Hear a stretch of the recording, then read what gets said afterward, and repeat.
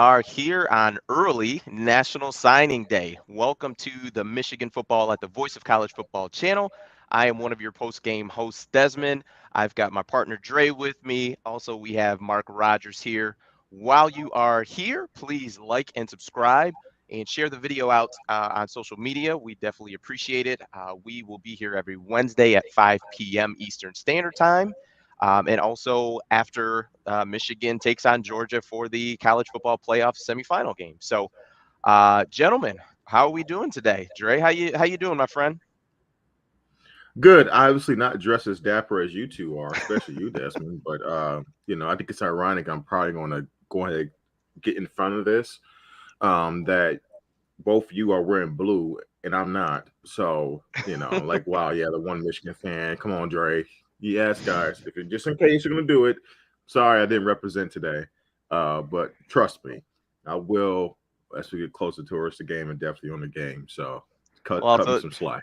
it's a little different. Obviously this isn't the normal garb for me. I have kids. So my youngest daughter has a dance Christmas party at the dance studio right once we wrap up. So gotta look the part. Can't be can't be the embarrassing dad not dressed at least presentable. So that's my reasoning. That's the worst thing you can do. Do not embarrass the kids. Do not do that. Do Yes. not be the dad that embarrasses the kids by saying something stupid, doing something stupid, wearing the wrong thing. Can't do that. Absolutely not.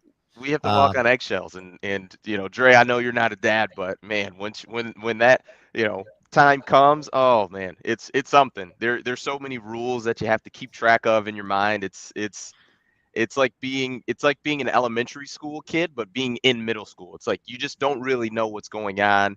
It changes every day, and it's a lot. It's a lot. and for the record, I would categorize Des more in the Michigan blue category and me more in the Kentucky blue. I would agree with that. I would agree Okay. with that. Way to get away from that as quickly as possible, Mark.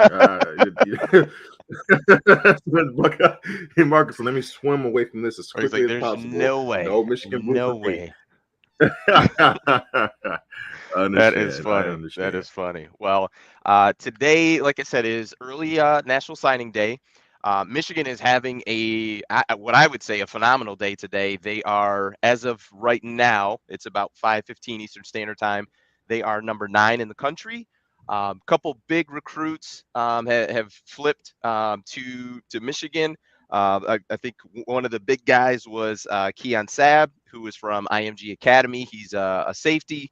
And another one, if I'm getting it right from Corey, is Darius Clemens, who looks like from the Portland, Oregon area. 6'3", 205 pounds. I was told that he had a verified 4.3740 at 205 pounds, which is just silly for someone who is in high school. But before we kind of dive into that, want to get you two your takes on something. On this past Saturday, the Heisman Trophy ceremony happened. We all know by this time Bryce Young won the Heisman Trophy. I think a large part of that was due to Georgia, the Georgia game, as well as the Auburn game, him essentially saving their season. But there was some I don't know if I want to call it controversy, but there was some feedback, let's say, on Desmond Howard's comment to CJ Stroud. And I will say is I do think Desmond had made the joke in jest, like jokingly, like kind of a little elbow jab, kind of rivalry Yeah. thing. But Playful it didn't jab. seem Yeah. to land the way that I think that he probably thought it would. Intended. Yeah.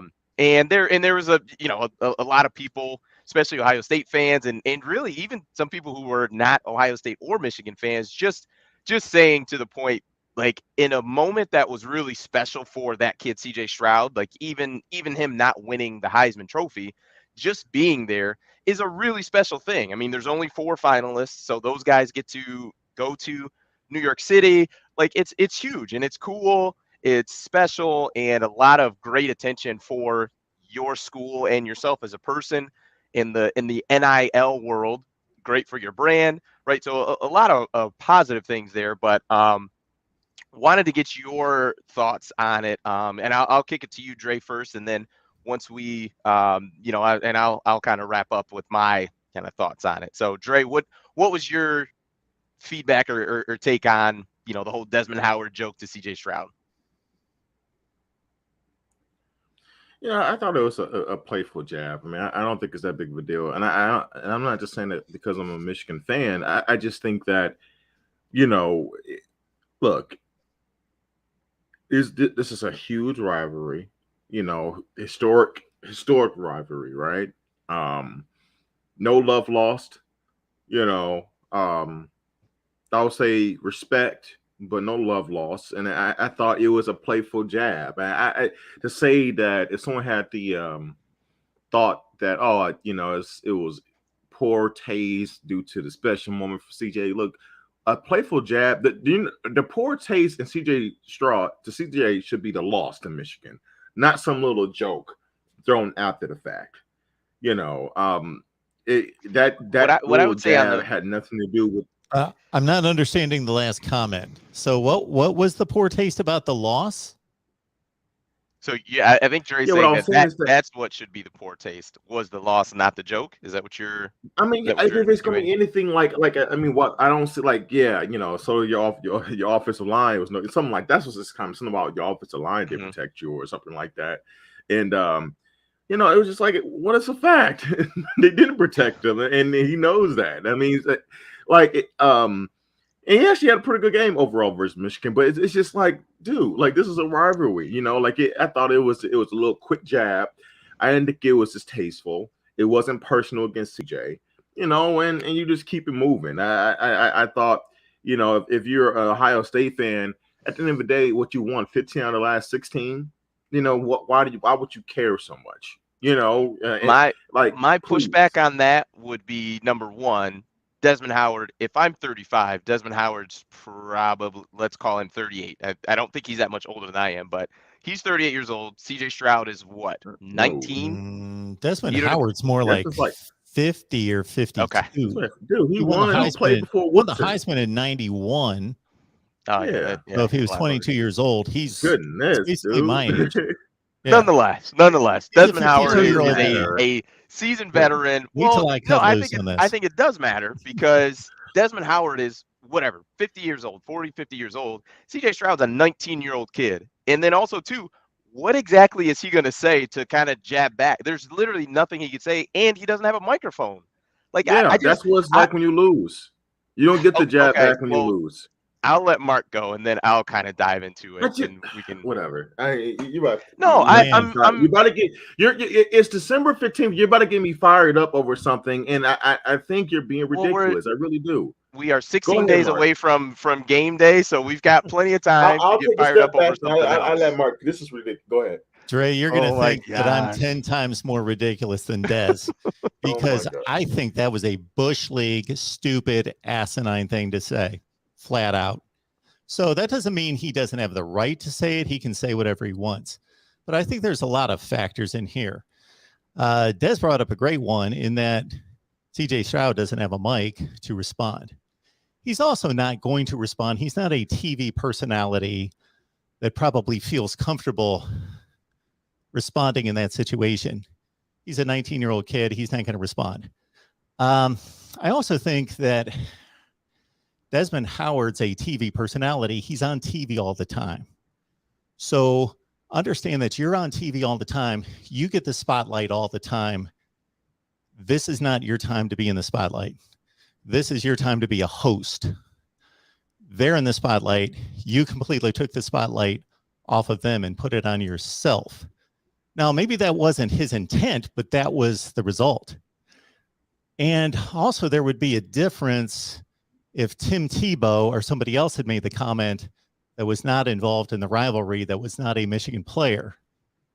That might have been a little bit different. But obviously Desmond Howard is kind of ganging up on CJ Stroud as a Michigan player, pointing out the rivalry and taking a jab in the rivalry. And I just think it's a clownish thing to do beyond belief. Absolutely, it was clownish. But That's not the place to be Well, clownish then at the why are you Heisman saying it's Trophy a ridiculous thing presentation. for us to talk about, Dre? If because, you think it was it was a clownish, it was a clownish move in terms of making a joke, but it's like they call it Bush League. It's like, if for one, you know who gets the biggest spotlight? CJ on the field. CJ in his results on the field and the team's results on the field will shut all the banter and trash talking up. I mean, like at that point, like it's just like I don't know. Like That's not the time and Desmond, place for it. Desmond already is known as like a goofy character anyway. Like no one takes Desmond Howard seriously. Who takes Desmond Howard seriously? This is true. I don't take him seriously. I certainly don't listen to his football analysis because it's usually about fifth grade level. It's horrible. But in this particular incident, he just, and that's not a Michigan jab. Like, I think Brian Grease is exceptional. Yeah, no, I get it. Former Michigan people are exceptional with their football analysis. I just don't think that that's the time. And I don't think he meant any harm I don't think he's a bad person. I want to make that very clear. I'm not judging or evaluating him as a person. I've said stupid things on here that I would plainly state 10 minutes later, 10 days later. Yeah, I shouldn't have said that. I shouldn't have taken that jab at that person or whatever it might have been. So I understand when you're talking for a living, sometimes you may say things you regret, and he may not regret it. And I don't think I will agree with this, Dre. It's not the end of the world. It's not the end of the world. It's let's move on from it. But I do think it was a stupid thing to say. Yeah, not professional or true. Classy. I mean, look, it's a professional. No, of course. Now if you're talking about professionalism, no, it was not professional. Part of his job, but then again, when it comes to sports, there's like this little space that is allowed for things that we wouldn't do in a corporate office. Okay, like presentation. But I would argue that this is his corporate office. Like being on camera, any ESPN event, that's his office. So for him to do and I'm with both of you guys. I don't think he didn't say CJ like sucked. He didn't say like, hey, I don't know why you're here. I get what you're saying. Hey, hold on. Congratulations, CJ. I mean, based on that game in November, I don't know how you made it here. That's the point. He didn't have to say anything to him. Like he didn't have to say anything. Like Tebow made a little awkward joke like Tebow is, where he's like, "Oh, I'm so glad somebody's between Aiden and CJ." Like that, it was like, "Oh, that's funny." And then Desmond comes in. So here's my point, and thing that I do understand, and people are like, "Oh, I think that's soft." Maybe it is, and I'm fine with that analysis of, "Oh, don't be so sensitive," but I do think two things. Number one, it was a special moment for CJ Stroud to be there. Like that's a huge deal. First year starting quarterback, like that's a huge deal. Number two, and one thing that I'm not sure Michigan fans would agree with, even though I feel is true, had that been Jabril Peppers standing up on that stage and Kirk Herbstreit making a joke that didn't land like that, I think Michigan fans would have the exact same response that Ohio State fans had about the joke.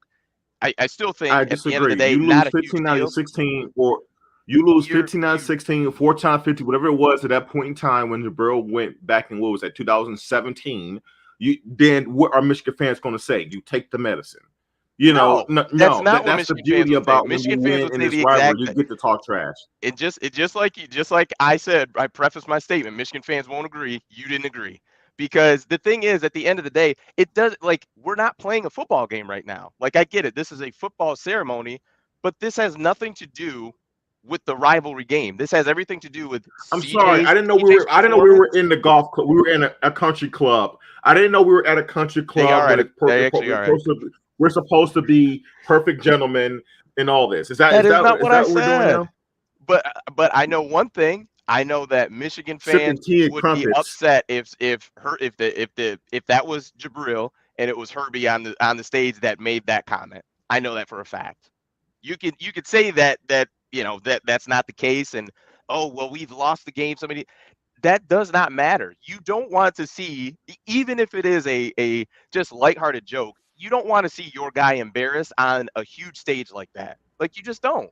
So Desmond, let me clarify something because I'm looking at this two different ways. So if Herbstreit was in Desmond Howard's position, are you saying in the exact situation and he had thrown shade at Ohio State's offensive line as being a former Ohio State player, or if he would have thrown No, shade at a Michigan Correct. I'm saying offensive line? at a Michigan, yeah, player, offensive line, whatever. But say, so sub CJ Stroud with Jabril Peppers and then sub Desmond Howard with Kirk Herbstreit, right? Because just say that's still going to be the 2017. Let's say go back to 2017 when Jabril was invited to New York, and let's sure. say Kirk was hosting, and Kirk I makes it, even though he's the most neutral guy I've ever seen. Like, he actually is at pretty, least yeah, in of terms his of his fandom, yes. outwardly, right? Now, internally, it's one thing, but that's why I actually like Kirk Herbstreit. I actually like him, but like, yes, honestly, dude, I swear, I don't believe I'm just saying that. Like, I probably wouldn't have blinked twice because, like, that's how. And maybe it's just not the same both ways. Like, it's so lopsided where, like, when you just beat somebody's head in, sorry to be graphic, but literally record-wise, you just beat somebody's head in so much. I don't feel like you can say much of anything. Like, you just take the medicine, like, man, whatever. You're probably, yeah. Now, it's just, look, man, like, if you want to say it took away from the kid, here's the truth. Most likely, CJ will be there again. Okay. Like, Correct. he's only going to get better. So I think he's going to be there again. And if I had to pick somebody, he'll probably win it next year. So it's like, I just don't think, in the grand scheme of things, I don't know. Whatever. I don't think that should have anything to do with it, trying to project whether he's going to be there again or not. He may or he may not, but this was a special night for him and everybody on the stage that was invited there. Dre, if that were you, your mom would be pissed at Desmond Howard. And if that's the case, then he shouldn't have said it. Really? You're gonna have to. You're contemplating that right now. What is going on? What is going on right now? You're contemplating. You're thinking about that. I think my family does that. So that jab. Okay, I'll say this and I'll leave it here. Okay, I'll say it and I'll leave it here. That jab overshined or shined over the many incredible moments CJ's had this year. The overall production he's had this year. I in the grand scheme of things, you look back on the 2021 season for CJ, you're gonna think about his stats, you're gonna think about his moments, you're gonna think about the fact that he was a Heisman finalist. You're not gonna think about the Desmond Howard jab. That's just how I look at it. So when people are thinking about CJ Stroud's performance, I would agree with that. But if people are going to mention the 2021 Heisman Trophy ceremony and presentation, does anybody remember anything Bryce Young said? He won it. I don't know that anybody does. I'm sure his mom does. I don't. But I'm going to guarantee that the number one response would be, if we took a poll a year from now, would be, do you remember anything from last year's Heisman Trophy ceremony? It would be Desmond Howard throwing shade at CJ Stroud. I guarantee it. Yep. You're probably right, Mark. And you know the beauty of that for our position right now? That adds spice to the rivalry, baby. There we go. You know what? When they're doing their promos for next year's game, they probably going to have that in there. I'm probably it's going to be sprinkled in there. So hey, at the end of the day, it probably helps us all right now, right? Just add a little juice there. But I understand where you guys are coming from. I understand. The last thing I'll say about it that has nothing to do with actually what was said, but what Dre just said, having worked at that place for 19 years, I guarantee you that there will be internal debate and there will be all sorts of various red tape and things that will have to be debated and approved to make that decision of whether they will highlight that or not highlight that. I do guarantee you that. Yeah, well, that's unfortunate. I hope they do, because look, it's all fun and games, and it gets decided on the field. I mean, look, I thought about using this. I had this like card in my deck to play, but then again, I thought you guys would have rebutted and said, well, this is a kid, a recruit. You guys saw it over the recruit by Ohio State. I can't think of the kid's name. I'm sure Mark knows. They talking about, well, that's never going to happen again in terms of Michigan winning. So not nearly the same, not nearly the same caliber. He's not Desmond Howard, I understand, but I don't know. Well, there's only a couple of those every, generation. But to get back to the, recruiting, I think it's interesting because the thing that I look at, and maybe it's different because of, the season that Michigan's had, but even before the season started, I did a quick video where I was walking and talking, but I talked about perception is reality, because at that time Michigan was coming off a 2-4 season, and as fans, sometimes we think that our perception and our thoughts of our program is what is the most important, and it's really not. It's the 17 and 18-year-old kids who are graduating high school, getting ready to come into college. It's what they think about it. And I think, having a number 9 class as of right now shows that the perception of Michigan is incredible. And I think this season has only added to what that perception was. Like it's even better now. You look at Big Ten champs, beat Ohio State, headed to the college football playoff. I think it just adds to it, and it's going to be one of those things that benefits you 2-3 years down the road when all of these guys who are getting ready to enroll and sign their letters of intent are sophomores and juniors, down the road, and really getting into that man body. You know what I mean?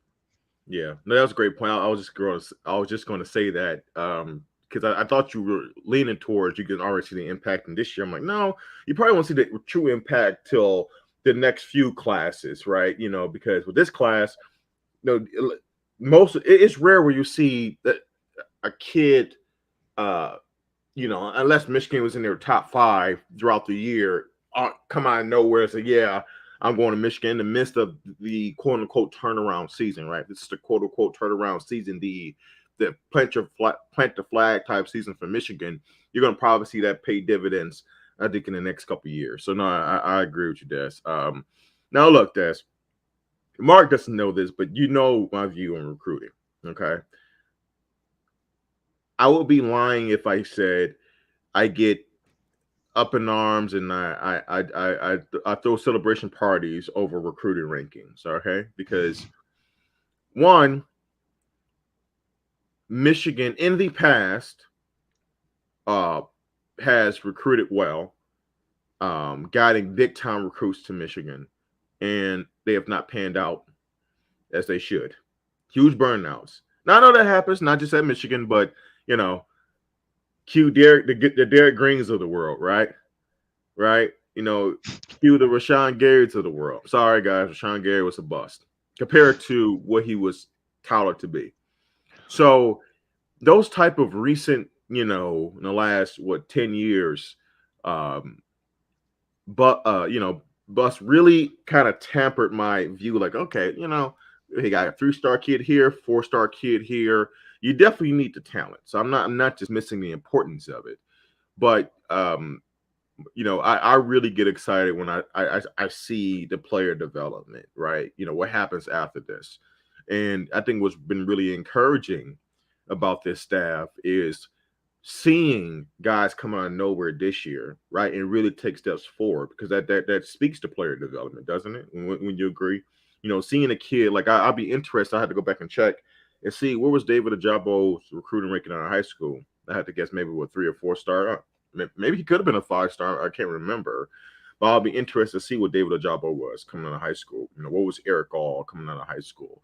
I know Hassan Haskins for sure was a 3-star kid. In DJ Turner at corner, and all these guys who kind of came out of nowhere this year, and really, well, not Hassan Haskins, but really started to make an impact for this team. That speaks good to player development. So on days like today, where Michigan is ranked 9th in the country in recruiting thus far and 3rd in the Big Ten, there's reasons to feel pretty confident about the future for sure. David Ajabo was the 19th rated strong side defensive end in his class, 7th rated player in the state of New Jersey, number 314 overall, is a 4-star. So he was pretty much a mid to low 4-star, because there's usually about 35 to 45 stars. That's, you can almost put that number down for sure. There's almost always right around 35 5-stars. That's all there is.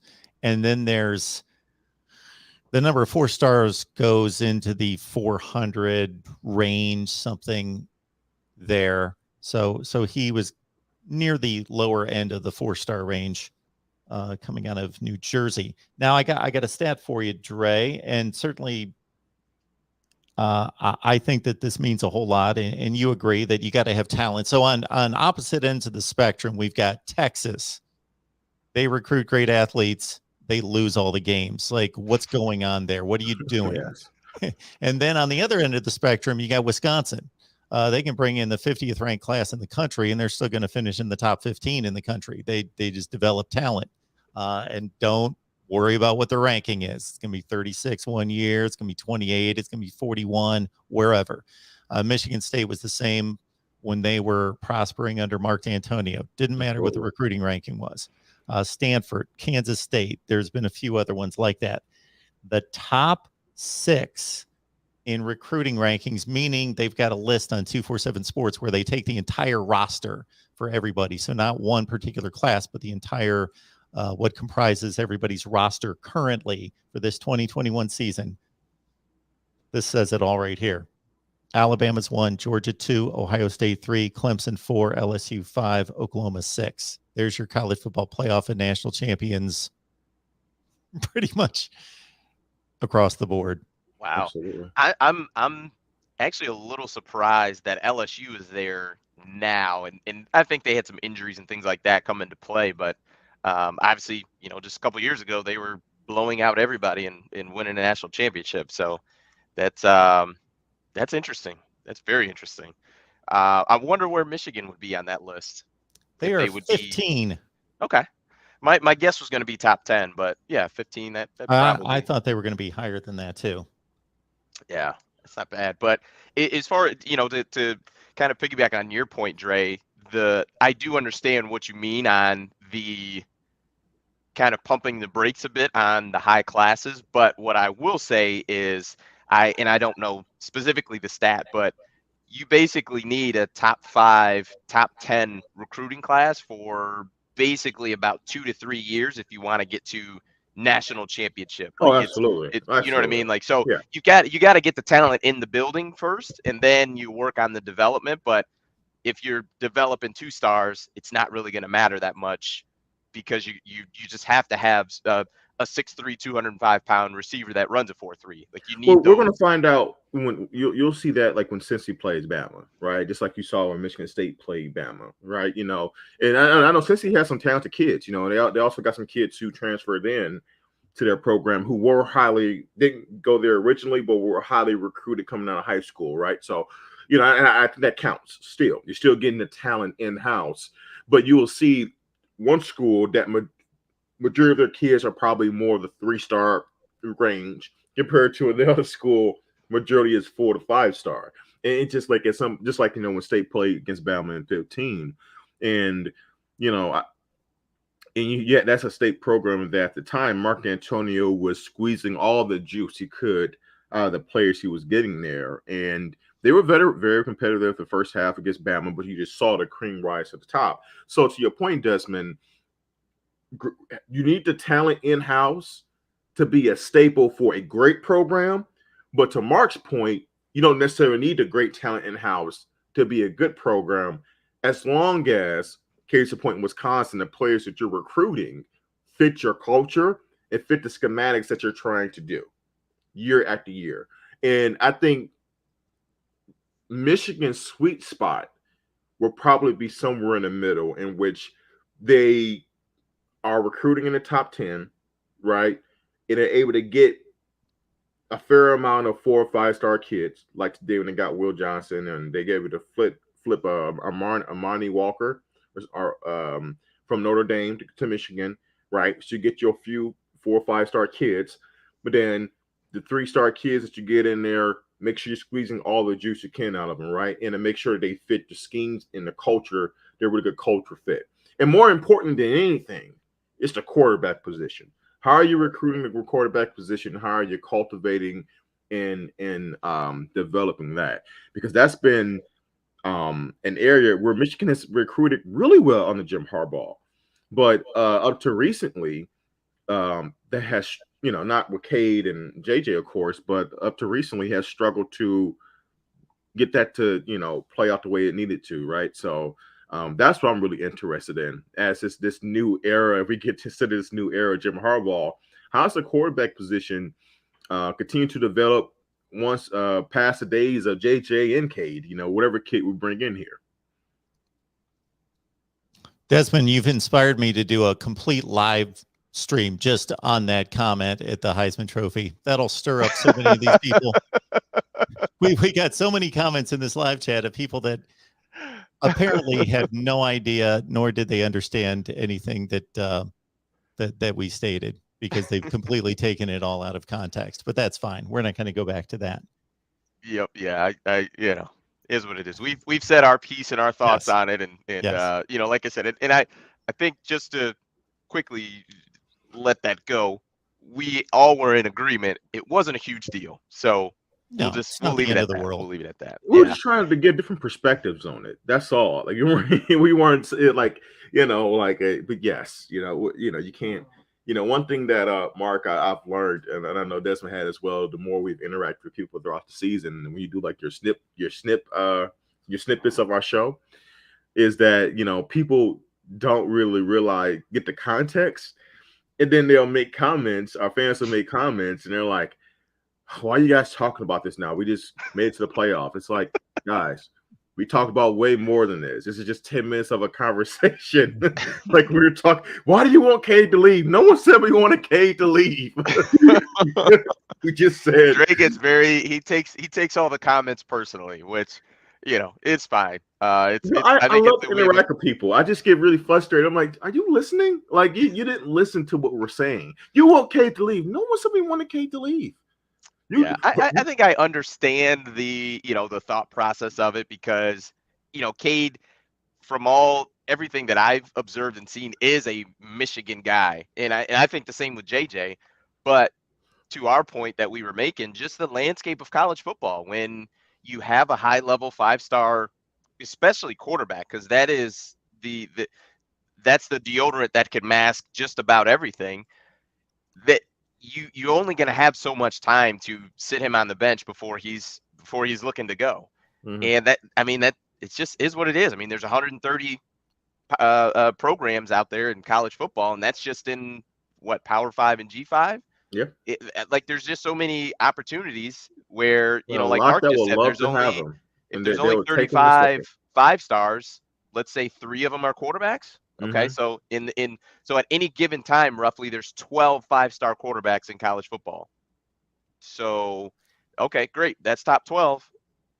If I'm 15 to 25, I'd like to play. I want to play. That's what all these guys want to do. They want to play, and I do understand that they love Michigan and love Ann Arbor and love, I'm sure, the teammates, and because you don't spend that much time around guys and not grow to love them. Like, they are your brothers. But at the same time, too, a lot of these guys understand that if I'm a high-level 5-star quarterback, or even just a high-level 4-star quarterback, the opportunity that I have is only 3 to 4 years. And if I spend half of that time sitting on the bench not getting any reps, well, my opportunity to go to the next level is greatly diminished. You could just argue just on sheer numbers, it's diminished by 50%. So also how much perception? Also perception, Des, because in the scenario that we were painting out, not saying it's going to happen, but the scenario that we portrayed potentially is that JJ clearly is being heralded as the next thing here, right? And that is evident. I don't care what you say. Oh, but look, no, they play him because you see he brings a different element to the game. Sure, he does. It's slightly different in Cade, but not by that much. And the reason why you saw JJ sprinkled in throughout the season. The main motivation behind it, because you want the kid to feel connected. You want him to feel as a part of the team, a part of the everyday, a part of the game, right? You don't want him wondering like, oh man, like, because it's only human nature. Just as it's human nature to get connected and love in university, it's also human nature to doubt yourself and feel like, man, they're doing pretty good without me right now. I mean, I can do that too. Or, man, maybe, because think about it, right? If you're JJ, here's the conundrum. If K was a junior or senior, this is not even a word or conversation. K has many years of eligibility left. So that's where the conundrum comes into play, because at some point, both these guys are going to have eligibility and they can't start. They won't be able to start. Not here. Not Both here. Can't start. Right. So, like, at some point, there will be a decision made. And best believe whoever is not starting will not just take sitting down. Because, and probably they shouldn't. If K gets replaced by JJ in spring camp, a guy who just won a Big Ten title at the very least, started all year, will have plenty of opportunities to start right away. Mm-hmm. Right away. Agreed. And we're not talking about Oregon State, right? We're no disrespect to any Beaver fans out there, okay? He would have plenty of opportunities. North Carolina probably needs a quarterback. Sam Howell's leaving. I'm just throwing it out there, right? It's just so, and same thing with JJ. So it's just like, guys, no one wants anyone to leave, but you just have to take your fandom emotion aside and just look at how college football is happening. Mark, you see it as an Ohio State fan all the time. You guys probably, I will argue, you lost the best quarterback you guys would have had talent-wise in the last 10 years in Joe Burrow. He couldn't make it. He couldn't get on the field. But I think Joe Burrow is better than any quarterback you guys have had in the last 10 years, talent-wise. So I don't know what you. Well, and I think a lot of times when you're 17 and 18 years old, you look at the exception and not the rule. You look at Joe Burrow and you say, "Oh, that's me. That's my exact situation. So let me transfer and go somewhere else." Not thinking about the Blake Barnett's of the world who transfers to USC and then he goes to USF and then he ends up thinking a MAC school and ends up not doing anything. So guys see the huge story and not realize that Joe Burrow is 1 out of 100. I mean, the transfer portal is on Twitter just every day. You probably see 10 to 15 kids getting in the transfer portal. This so-and-so's in the transfer portal. They threw for 1,600 yards. Like, it's just guys see the one exception to it and just assume that is how it's going to happen for all of them. And unfortunately, that's not the case. But these guys, it's crazy to me the amount of kids in the transfer portal. But nonetheless, that's probably what's going to happen. Is one of these two guys will probably be in the transfer portal after spring ball. And if I was Jim Harbaugh, I would name a starter after spring, just because. And I know we're kind of getting ahead of ourselves, but I would name a starter after spring just to give whatever guys doesn't win it, right? Say it's Cade. I would name him the starter in spring so that JJ gets an opportunity to go somewhere else and learn in the summer versus trying to make that transfer in August when he finds out at the week before game week that I'm not going to start. So we'll see what happens. Yeah, I think if anything, that curse season should definitely go to K. Like if K gets replaced with what he did for Harbaugh this season and that team, I think that would be the perfect scenario if it played out like that. You say, hey son, kid, we're gonna go this direction, and I think that would be. I just think that's how it plays out. I think people talk about this 2-quarterback system. That guys, it's just this ain't Purdue, okay? This isn't what Jeff Baum. Going out there doing 3 quarterbacks, okay?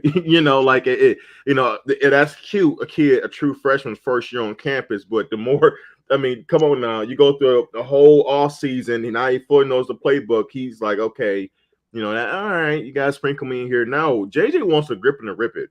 He wants to take off, and I love that about him. So and then K's not going backwards. So it's like, look. This is not negativity. This is a potential situation that this is not fake.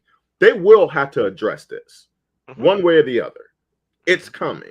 So, and that's why let's go back to what we talked about today, recruiting. That's why it's important that you recruit and you're constantly restocking, because it's hard. And this is the positive and also the downside of being a power program, right, guys, is that you're going to get the big time kids in, good players in, but it's hard to keep them all. It's hard. And when you brought up Joe Burrow, actually, when you said the number one quarterback, and before you made the rest of your statement, I thought you were going to talk about Quinn Ewers, who was the number one rated quarterback in the nation, who signed at Ohio State for the 2022 season, decided at the last minute during the summer to forego his senior season in high school to jump on the Ohio State roster early August. Like, he didn't practice like the first couple of weeks of August. Of course, he's jumping on a roster where there's a lot of talent at quarterback, but no proven talent at quarterback. Nobody had thrown a pass on that roster before this season. Stroud takes the job. He wins the job. He plays well. And then Ewers makes his decision. Hey, I'm not going to start here. I'm going to Texas. And he leaves. Jack Miller, another quarterback out of those four that were either 4 or 5 stars, he did the same thing. So they've lost 2 out of the 4 guys that they had in the room. But if you're going to recruit at that level, to Desmond's earlier point, guys aren't going to stick around and be like, there's 4 of us here. This dude just went to the Heisman ceremony. I'm not starting, so I got to look for my opportunity. I'm going to go. I think coaches' challenges and their plan for how a quarterback's room is going to look down the road is more day by day than it used to be. It used to be more like, okay, we got this really good senior. He's going to play his senior year next year. We got a sophomore. He's developing well. Everything continues to go well. He's going to be the next guy. And boop, then we've got a freshman. Maybe we can redshirt him a year, stall him off another year. Then he'll be ready to take over. I got this 5-year plan. We're all set for the next 5 years. And if these 3 guys develop, we're good. Nope, can't do that anymore. You just recruit out of your mind and try to keep most of them and make the right decisions to get the right guys on the field. The interesting thing for Michigan, and maybe they've already hit this point in beating Ohio State and winning a Big Ten championship and being a Final Four team, how does Cade McNamara lose this job? Yeah, absolutely. And now with every win, like if he wins a semifinal game in college football playoffs and gets them to the championship game, and then lo and behold, if he wins the national championship, how in the world do you allow him to be beat out the next? How do you evaluate that position? Even if you think J.J. McCarthy's like a future NFL quarterback, he's a better talent, but Cade McNamara just won a national championship or got you to a national championship game. And when you think about the eligibility, right, I think we probably can all agree J.J. McCarthy is going to spend 2 more years in college and he's going to the NFL. Like, he's not going to stay around another year. I'm sure that's his plan. Right. Well, Cade's got that much eligibility left as well, if I'm not mistaken. I think he's a redshirt sophomore. So he can have, he can have 2 more seasons. So, when you think about it, right, like in Mark's scenario, it's not as if JJ is a redshirt freshman and we're back in the early 2000s where guys stayed for 4 years and played that much. Now it's as soon as the iron strikes, I'm ready to go. I mean, we look at Mitchell Trubisky. I think he had 13 starts when he went, number 2 in the draft. Like, these guys are not one good season. Yep. And I don't want to blanket everybody, but most of them are not waiting till, their senior years. Like, everybody's not Andrew Luck. Guys are Joe looking Burrow to had go one to the draft, incredible season ASAP. And had Joe Burrow had that season the year before, he probably would have left. He probably wouldn't have come back. So it's going to be very difficult, especially the scenario Mark laid out with Cade winning the Big Ten championship, beating Ohio State, winning a semifinal game, and winning a national championship. And just, taking a look at the comments, regardless of that, people are just like, no, JJ's the guy. JJ's the guy. Like, you are going to have a quarterback controversy for sure. Here's also the problem too, guys. And I think this is the main pushback I was seeing when Mark posted it, after Mark posted that video, is that people like to lean on the Michigan, those who stay will be champions. And, like, it's like this prideful, these guys love our school, like we love our school and they wouldn't want to leave. And it's like, guys, you have to understand that there is a huge business element to this, that these guys have to make a business decision that could also go against emotionally what they want to do. Because when they make these decisions, it's not just them. They're talking to their parents, they're talking to their family, and they're like, they may be like, Cade, let's say Cade's got to has lead. Cade may talk to his family, like his dad and mom or whatever. It's like, hey, look, they may be like, I know you love it here, but you did all this. You played well all season, and it never seemed like you fully got the rings, right? It took a while, and then you did all this, and it looks like they still want to go to this other kid. You have an opportunity here in other schools that were really like, and I know you like to be here, son, but you have to really consider your biggest options. There's a lot to go into it. So a lot of times you see these kids into the transfer portal, it's not because they're 100% gung-ho, which is what they want to do. There's a lot of different factors at play.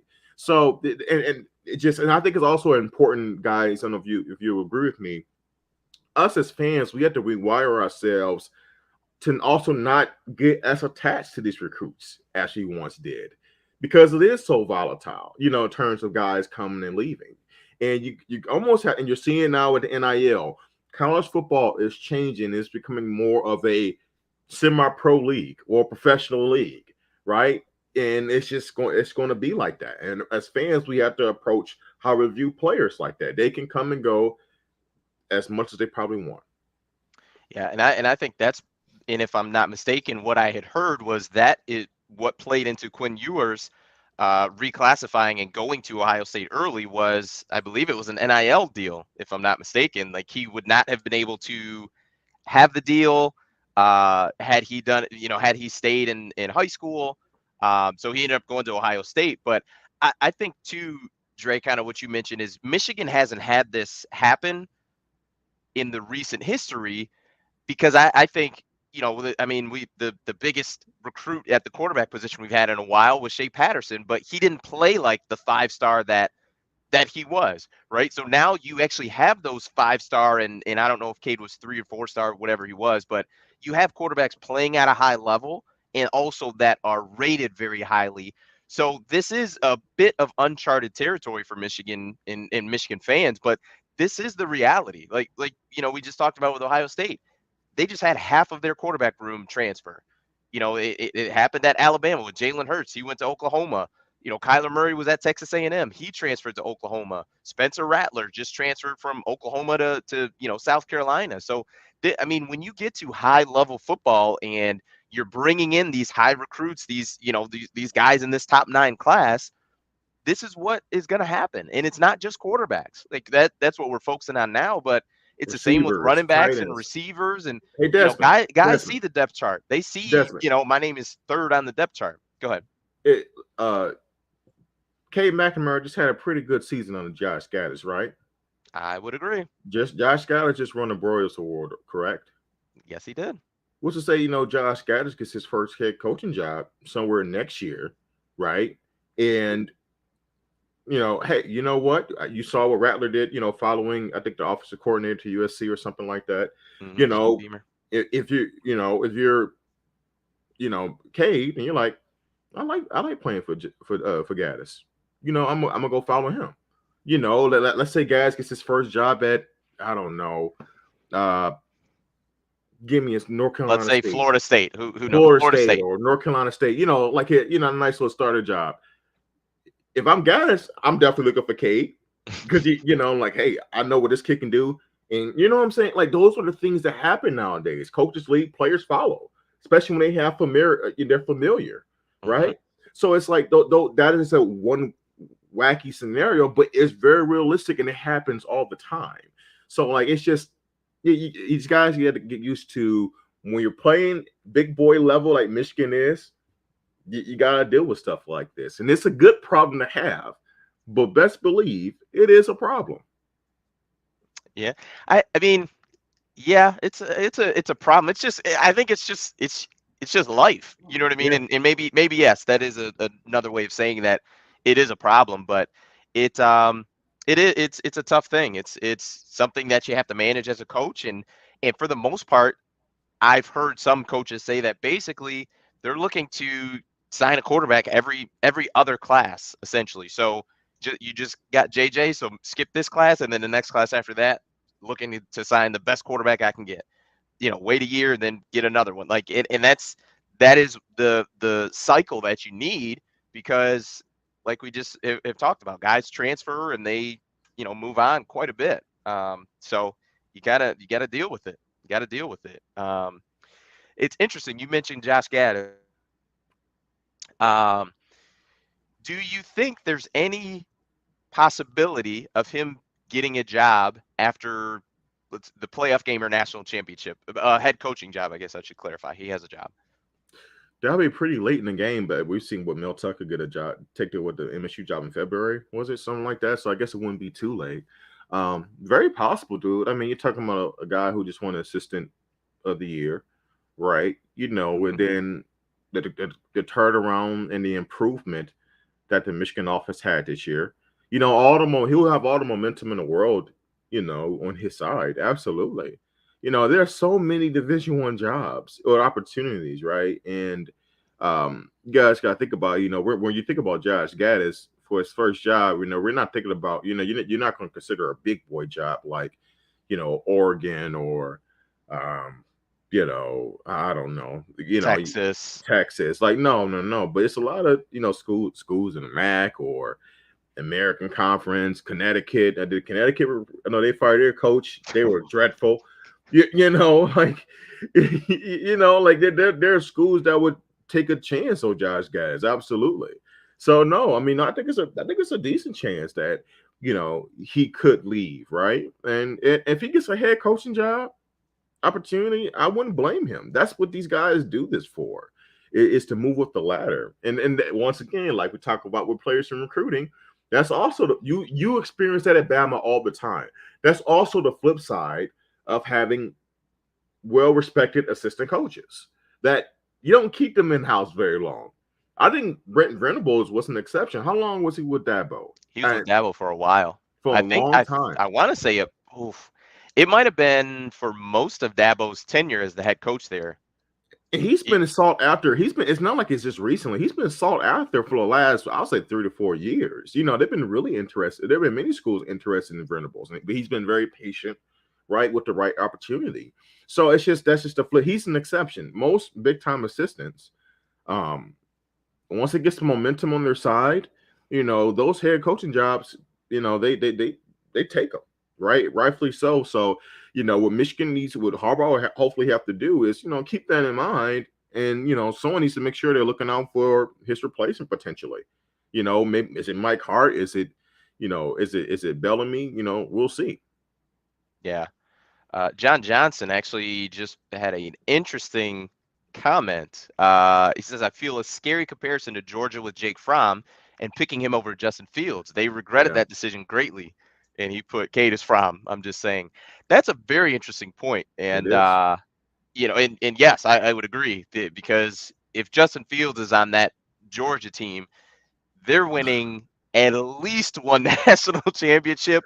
But that's probably the conundrum, though. But think about that conundrum, right? I mean, Jake Fromm, what did Georgia put up? 42 points in an overtime loss? I mean, it's not like if it was anybody else out of Bama. Actually, let's keep it real. I mean, it took it was Bama. I mean, if that was Georgia versus Bama, Georgia's winning that game. They're winning that game. I mean, it was an incredible. That's one of the best national title games, I think, in the last 10 years. I mean, and Jake Fromm played, he did fine.